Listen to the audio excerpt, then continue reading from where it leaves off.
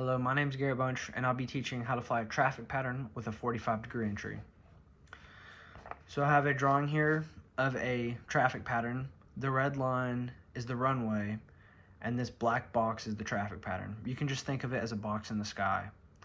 This line is the entry, the 45-degree entry.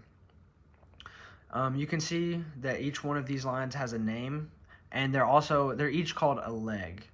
So this line is your downwind leg. This line is your base leg.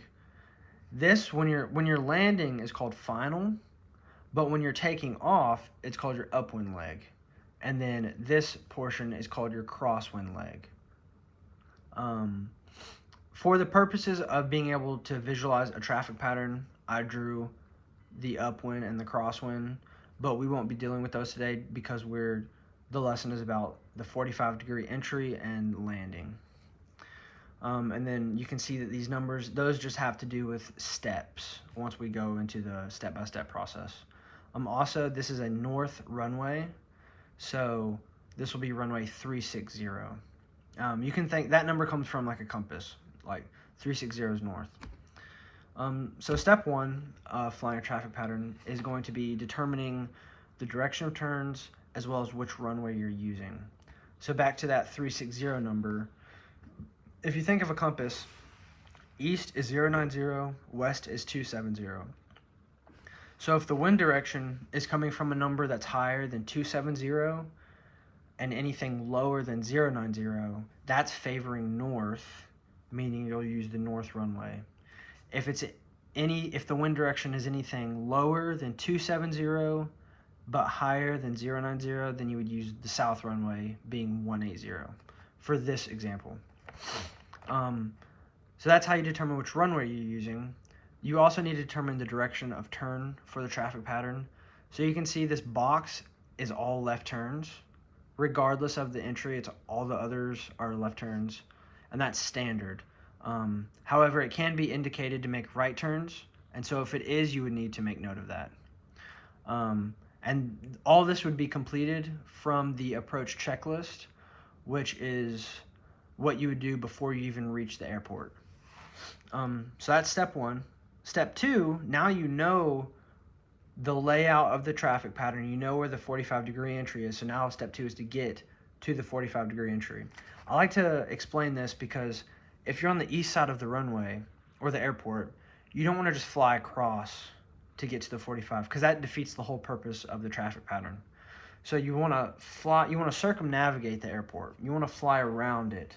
In this case, I would fly north because the 45-degree entry is coming down from the north.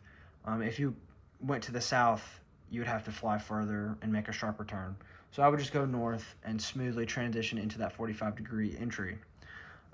While doing this, you want to make radio calls, just telling people where you are and what you're doing. And you also want to slow down to 100 knots because once you get in the traffic pattern, you do not want to go above 100 knots.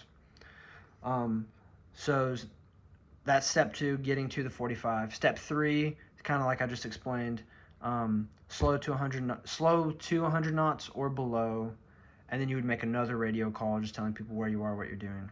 Step four is when you're entering the downwind leg. And there's kind of two things happening here. The first thing is your before landing checklist, so that's GUMPS.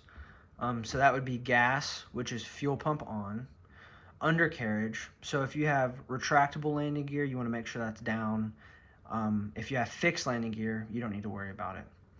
Mixture, which is how much fuel and air is going to the engine. So if you have mixture full rich, that means as much gas as possible is going to the engine. If you have it full lean, that cuts the flow of fuel to the engine. Propeller, high RPM, so that means the blade angle of your propeller is going to be low, meaning the propeller is spinning faster. Power, which is throttle, that's as required. So that's just going to be a personal thing. I like to move it to what's called 15 inches of manifold pressure. Some people like to do 13, so that's just how much power is coming out of the engine. And then switches, that's as required. So if it's at night, you could turn on, you're going to have your landing light on regardless of day or night, but you could also turn on your taxiway light if it was a really dark, maybe hazy night. You just needed that extra visibility. And also your flaps are switches, and flaps you'll use most of the time.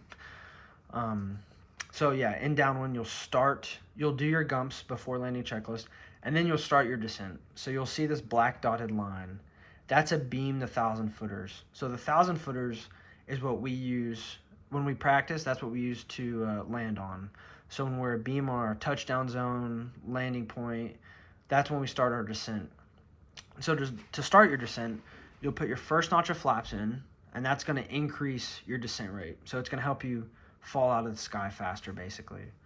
Then you'll move your power back. Like I moved to 15.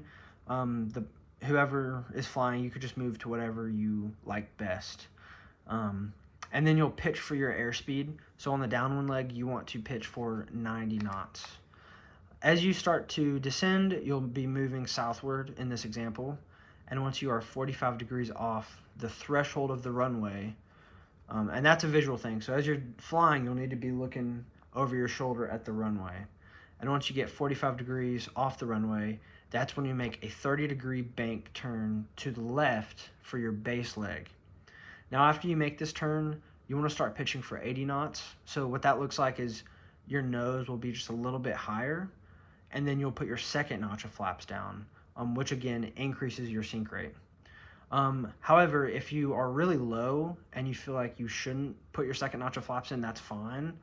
You can wait until final if you need to.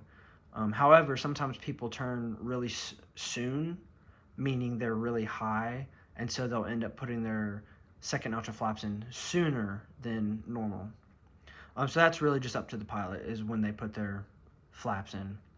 But then once you start flying in this scenario to the east, you want to turn and line up with the runway. So you don't want to overshoot it. That's a big thing. You do not want to overshoot the runway. So when you turn final, it's going to be another 30-degree bank turn, and you want to level your wings in line with the runway.